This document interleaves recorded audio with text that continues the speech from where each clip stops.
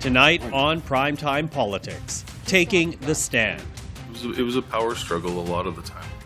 Organizers of last winter's trucker convoy share their side of the story and expose cracks in the protest. Also, the Ontario Premier continues to fight a summons to testify and takes heat for another matter entirely. Collective bargaining negotiations are sometimes difficult, but it has to happen. Invoking the notwithstanding clause to force a contract on education workers in Ontario. This is Primetime Politics. Hello everyone, I'm Michael Serapio. Well, for the first time since the Rouleau inquiry began, the Commission heard from protest organizers today, outlining their reasons for coming together, addressing allegations of racism and hate, and a death threat made against the Deputy Prime Minister. Have you seen this email before? I have not, no. It's sent on Wednesday, February 16th at 1:23 p.m. to Chrystia Freeland, MP, and it reads, "I declare war on all the Canadian government for lying about COVID-19. Chrystia Freeland will get a bullet to the head. Prepare to feel our wrath." Were you aware, sir, that on February 16th, the same day, the OPP apprehended someone in Ottawa who was wearing body armor and carrying a large knife, along with other knives, a sword, and machetes that were seized out of his truck? I was not aware of that, no. With more, we are now joined by two journalists who are covering the Commission. Tonda MacCharles is parliamentary reporter for the Toronto Star. Christopher Nardi is parliamentary reporter for the National Post. Hello to the two of you. Hi, Michael. Hi, Michael. Listen, Tonda, I'm going to begin with you because at the time of the protest, we were pointing out that there were many people with different intentions coming to the Hill to join what was happening, and we seem to get a real sense of that today. Talk to us about the testimony that we heard from Chris Barber. Well, we've actually heard from two different people who've come from two different groups, both of whom are essentially arguing that this was not a monolithic protest, that there were different groups, competing factions, competing goals. Chris Barber, the trucker from Saskatchewan who came, was one of the early arrivals, said essentially that, look, he was yes, he touched base and organized to come with a bunch of these people, but didn't agree with the goal of, as stated by a memorandum by the Canada Unity faction, that they wanted to overthrow the government. Barber said it was all about anti-trucker mandates for him. He wanted the vaccine mandates lifted for cross-border truckers, and that's all it was about. But you got a picture of internally what the chaos was in the streets in terms of, the disorganization amongst everybody. And I think also, though, you also saw them both, Chris Barber and the later witness, Steve Charland, who testified this afternoon, that they're portraying it also as all about peace and love and harmony and how there was no violence and there was no threat and everything like that, downplaying the concerns that the police have expressed in this inquiry to date. So yes, there was a perception of different agendas and different goals on the police and intelligence side of things, but also within the convoy movement itself, different goals, competing agendas, and a split even between, they basically disagreed that they had anything to do with each other in terms of organizing the Windsor protest, the Coutts, Alberta protest, the Emerson protest. They basically disassociated themselves, saying those were organic movements that sprang up as well. Mm-hmm. So Christopher, what do you make of it then? Because as Tonda was saying, here we have two competing groups who say that they came separately, they had different objectives, none of which apparently was meant to incite any type of violence. What do you make of what you heard from the two today so far? Well, you get the sense that you're almost listening to descriptions today of completely different and unrelated events to what we've heard from police testimony, from City of Ottawa testimony, and even from the residents of Ottawa testimony that we heard on day one of the Commission, right? Tonda said it well, we've heard today of peace and love, and we were here to protest mandates. There was no violence. Steve Charland said he saw no intimidation, no harassment, no violence. In fact, he blamed the violence on police squarely only. Barber said we're coming down here and we tried to enforce this peaceful peacefulness, that we did nothing wrong. We didn't even know that the demonstration was illegal, he said.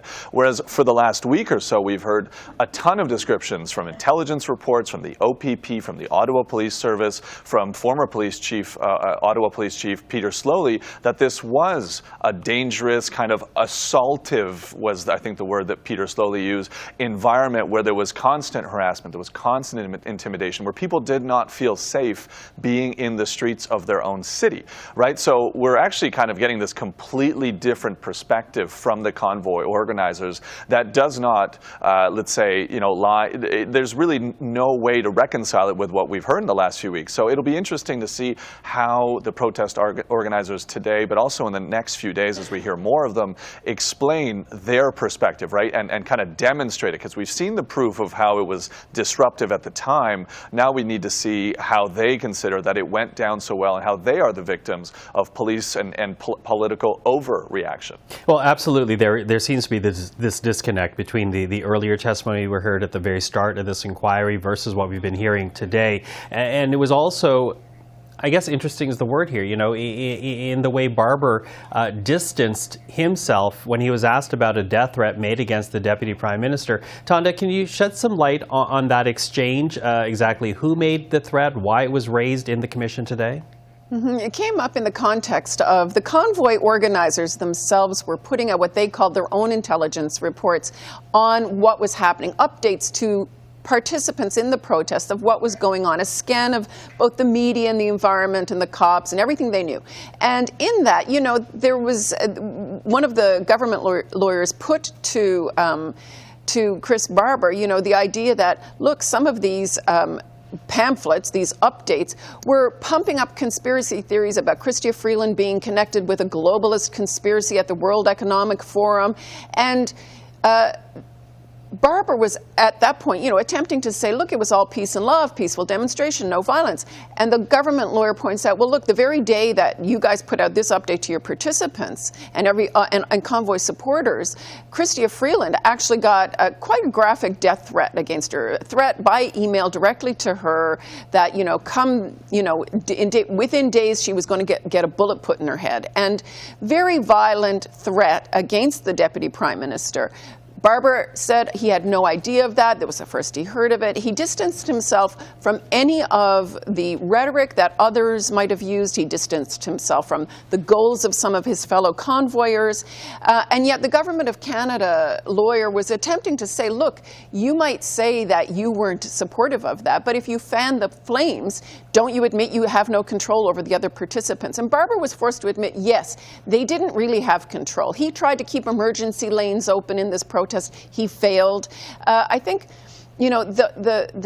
the government and the inquiry lawyers are trying to draw out that no matter what their claims, the fact of the matter was they had no control over the various factions. And that became, I think, an issue for the government as they weighed what needed to be done to control this thing. Mm-hmm. Now, this is, of course, just one piece, today's testimony of what's meant to happen this week. So I want to talk about significance now. And Tonda, I'll stay with you right now about the significance of this week's testimony, who you're actually watching out for, because really this is just the start.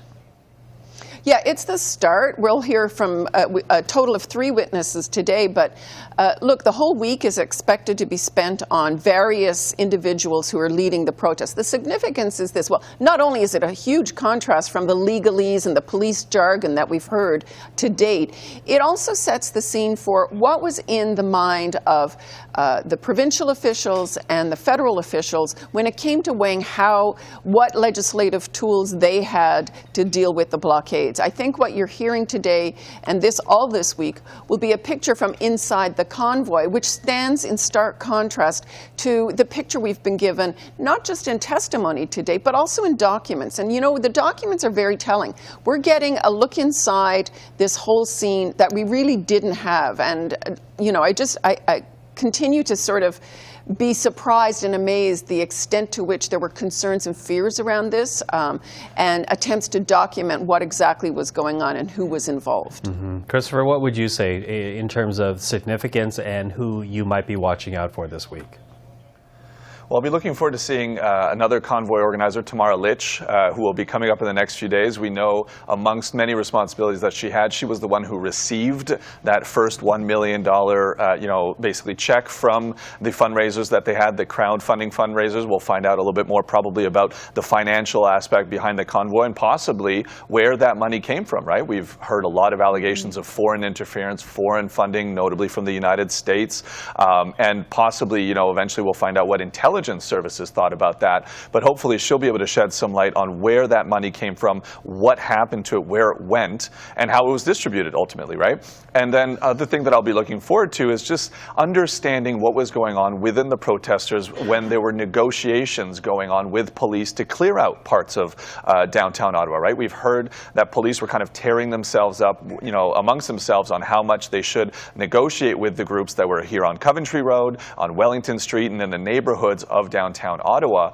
We'll find out, how did those negotiations go? Why did they seem to fall through? Were they able to even get everyone, all the truckers on board? It doesn't sound like it. There was that group, the Farfadas, that Steve Charland leads, that wanted nothing to do, for example, with negotiations, is what we've heard. So we'll get a better sense of how organized or disorganized they were internally to the point that, were negotiations with police even feasible, or was that basically, a dead end from the start for police and ultimately just, let's say, an unnecessary delay in ending the blockades here in Ottawa?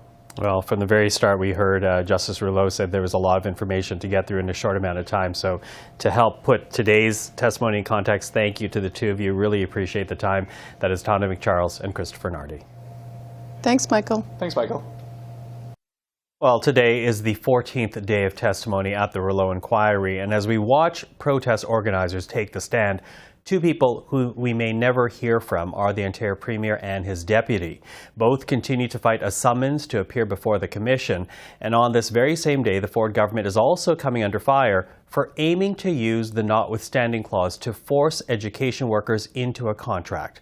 The Prime Minister was asked about the notwithstanding clause. Take a listen. Using the notwithstanding clause to suspend workers' rights is wrong. I know that collective bargaining negotiations are sometimes difficult, but it has to happen. It has to be done in a respectful, thoughtful way at the bargaining table. The suspension of people's rights is something that you should only do in the most exceptional circumstances, and I really hope that all politicians call out the overuse of the notwithstanding clause to suspend people's rights and freedoms. So, to talk about both of those matters, we're now joined by two members of Ontario's provincial parliament. John Fraser is Ontario's interim Liberal leader and the MPP for the riding of Ottawa South. Chandra Pasma is the Ontario NDP education critic and the MPP for the riding of Ottawa West Nepean. Welcome to the two of you. Thanks for having us, Michael. Now, before we begin, I should point out that we did ask the Ford government to make someone available for today's panel, but we were told no one was available. Still, a lot to discuss today. So, Mr. Fraser, I'm going to get you to start us off. And really, the first matter for us to discuss is the Ontario Premier's decision to fight the summons to appear before the Rouleau inquiry. Premier Ford and Minister Jones are citing parliamentary privilege in their fight to quash the summons. Mr. Fraser, what do you make of that argument? Well, it's wrong not to testify, and maybe the Premier will win in court today, but he's going to continue to lose in the court of public opinion. I can think of three premiers Harris, Wynne, and McGuinty, all who, when they were called to testify before a committee or court, went because they understood that was part of the job. That building trust with the people who elected them, or the people who they represent, was important. And last February, the citizens of Ottawa endured 2 weeks of inaction by this Premier Ford. That was wrong. He should testify and, quite frankly, should offer an apology. Just simply say why he didn't do anything. And I think it would be easy enough to say it was a bad decision. I think we all know that. And that he needs to do better. We'll get a bit more into those details in a moment. I do want to point out that the judge in this matter says that an opinion should be released sometime next week. But Ms. Pasma, what are your thoughts? What do you make of the argument being made about parliamentary privilege? I think it's absolute baloney. The residents of Ottawa didn't get to claim any kind of privilege that allowed them to replace the income that they lost for 28 days when they weren't able to go to work. There was no parliamentary privilege to protect the families of kids with cancer who had to miss their chemo and radiation appointments at CHEO. There was none of this kind of protection for seniors and people living with disabilities who were trapped in their own homes, people who had to put up with incessant honking and diesel fumes for 28 days. The residents of Ottawa had to live this for 28 days. The least that the Premier can do is give up one day to come to Ottawa and explain why he didn't act sooner, explain why he didn't use the tools that he had at hand, and explain why he allowed this to happen for so long in our city. Now, are either of you concerned at all about a precedent being set here? Because that is the argument being made in court by the government lawyer. This idea that if this is set as a precedent, that he is compelled to testify before the commission, then it puts into jeopardy the relationship between governments and the courts down the road. Mr. Fraser, what do you say to that? Yeah, no, I think that. I would essentially say the Premier shirking his responsibility, trying to use privilege as a shield in this matter. It could set a precedent.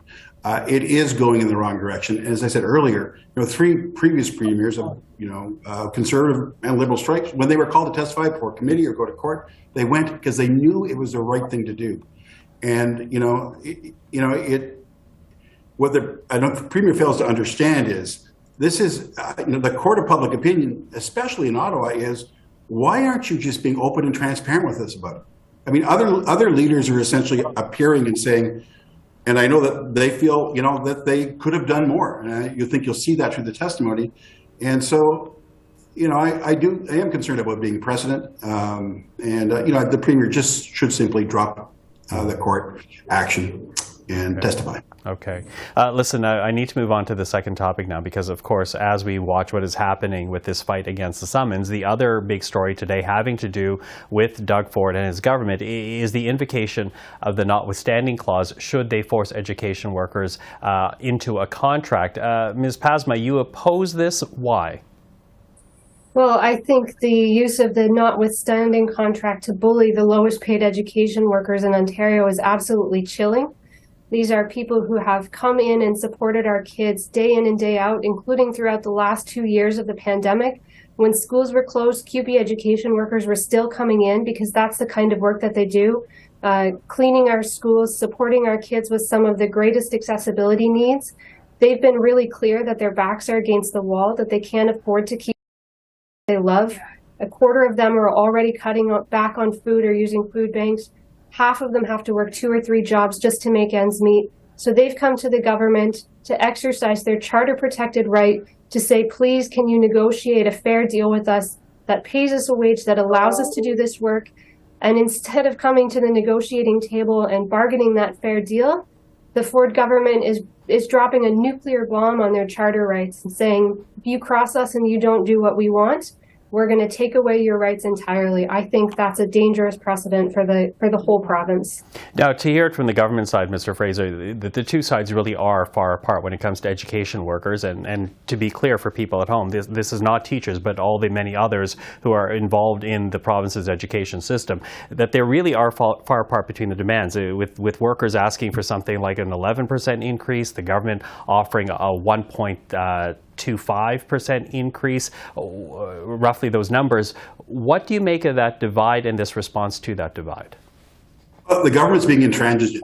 This legislation that they put forward this week, it didn't happen over the weekend or even last week. It would have taken at least 2 weeks to write. So the government's intention, I think, was to use the lowest paid workers in our education system. And we're talking about EAs, people who take care and help and support the most vulnerable children with exceptional needs. And they do that because they love kids and they're trying to help them. And this government needs to be serious, the Ford government needs to be serious about negotiating a contract that provides not a fair wage, as much as a living wage. And the use of the notwithstanding clause for a purpose other than it was intended, which was to resolve disputes between the province and the federal government, is wrong. The Prime Minister's right. It's a misuse. It's not there to settle contract disputes with workers. Mm-hmm. I have less than two minutes left, but I do want to ask both of you, so keep your answer short if you will. CUPE is the union that represents these education workers. They say that they will still walk off the job on Friday, and this is despite the fact that under this legislation, each worker could be fined upwards of $4,000 a day for walking off the job. Is that an advisable tactic? Ms. Pasma, what do you think? Well, what I think it shows is how desperate these workers are and the fact that they really are up against a wall here. They can't continue to do this work if they don't get the wage increase that they're asking for. And I think, the minister holds all the cards here. There's 2.5 days. He could still come to the table at any point and negotiate a fair deal that gets us out of this situation without any disruptions to our kids' school year. Mr. Fraser? Look, there's no doubt parents want their kids to be in school. We all do. And the workers, the educational workers, they want to be at work. There's a way to solve this. And the good news is this government's in surplus. The bad news is they're in a deficit of goodwill with the people who are responsible for making sure our schools are welcoming and safe environments for learning. Well, we are watching both the court case and the negotiations with this contract and what happens in the Ontario legislature all very closely. Mr. Fraser, Ms. Pasma, thank you for the time. Thank you. Now, as I said right off top, no Conservative member of provincial parliament was able to make it for today's panel, but we did hear from the Ontario Premier earlier today. Take a listen to Doug Ford. They talk about 54,000 workers. We're talking over 1 million parents that would take work off because you want to feather the nest of the heads of the union. That's unacceptable. We want to take care of the front-line, hard-working, educational workers, and we'll always have their backs. But you know something? We aren't going to be feathering the nest of the head of the CUPE. Again, we differentiate between Labour and Labour leadership. I think the Labour needs to find new Labour leadership.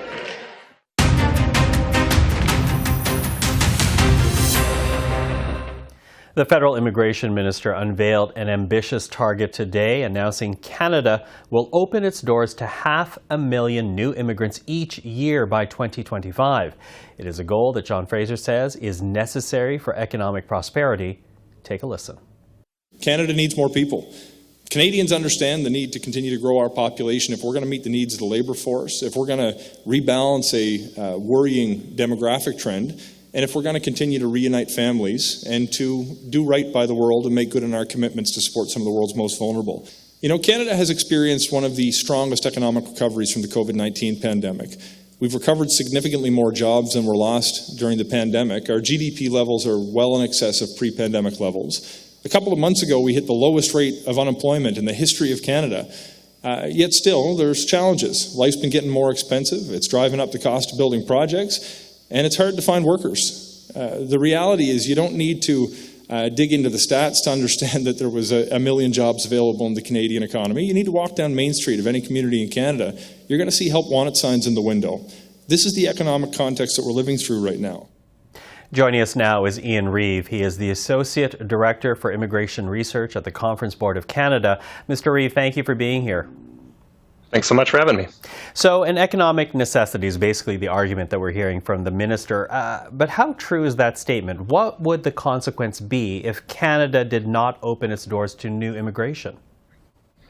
Consequences would be pretty significant. I mean, even before the pandemic, our research and other research was demonstrating the importance that immigrants played in our labor market and the importance that they were going to continue to play as retirements grew, as the reality of the labor market shifted over time.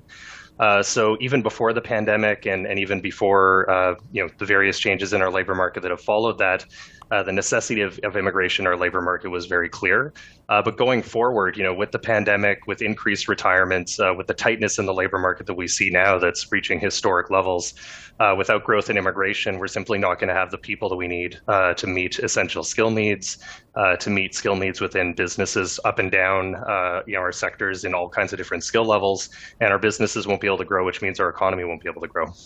But 500,000 each year, it seems like a huge number. We're talking about almost the population of a Quebec City or of a Hamilton, Ontario, being admitted to this country each year by 2025. Can Canada really accommodate that number? We already have a housing crisis. Certainly. Obviously, it's a significant growth from numbers that we've even seen forecasted in recent years. But we have to look on the other side, which is the number of people that are leaving the labor market through retirements. That number is also accelerating. We saw the number of retirements decrease slightly and become somewhat repressed during the pandemic. But now we're going to see a spring effect where there's going to be even more retirements than were already forecasted. So yes, it's significant growth, but it's growth that has a relationship with the people that are leaving the labor market through retirement. In terms of the impact it's going to have on infrastructure and the sort of capacity of different Canadian communities to take in significant number of immigrants, that's an important aspect of this plan. What I would say is that the growth in the plan is one necessary condition for us to meet our labor market needs. But from here, the government needs to kick on and continue to be innovative. And I should say governments, because the provincial governments have an important role to play here as well. They need to kick on and continue to innovate and find ways to integrate newcomers into a greater number of communities across Canada, to spread the places that immigrants settle. And that's both so that the infrastructure impacts, whether to housing or to other, essential health, transportation infrastructure is smoother. It isn't as much of a shock to individual communities, and it, is spread out over a larger number of communities, but also so that communities across the country can realize the benefits of immigration, because our labor market needs aren't just concentrated in our biggest cities. They're really spread all across the country in all kinds of communities. Mm-hmm. Now, there's also, interestingly, this shift in focus. More skilled workers, less family, less refugees. I would imagine there are those out there who like to think of this country as a refuge for others in less fortunate situations. What do you make of that shift?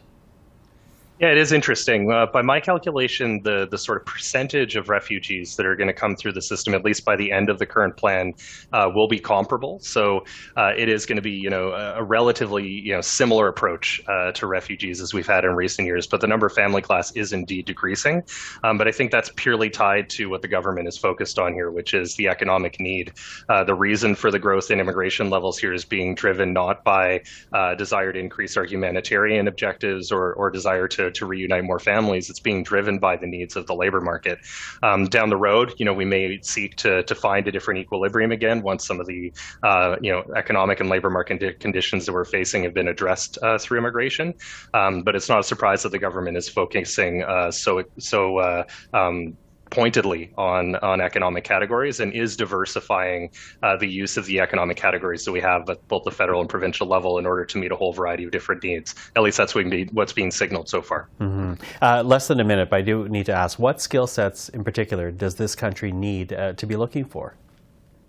Really diverse, and it's really complicated. It isn't just at the highest level, which is really where a lot of our immigration program is focused for decades now, the most highly educated, those in professional occupations. We still need a lot of those people in professional services and other related occupations. We also need people in in sort of middle income positions, such as in the trades and construction and in transportation. But then we also need people in food services, hospitality, lots of frontline work, to say nothing of healthcare. So it's areas all across the economy, which is why a diverse approach that includes innovative programs in the provinces as well as tailored programs at the federal level are what's going to allow us to bring in people that match all of these skill needs. What needs to follow from the federal government is continued devotion to settlement services and funding that will support immigrants as they settle in Canada and hopefully are economically successful. Iain Reeve, thank you so much for the time. Really appreciate it today. No problem. Anytime. Take care. And that is our program for this evening. For everyone here at CPAC, thank you for watching. I'm Michael Serapio. We'll see you again tomorrow. Take care.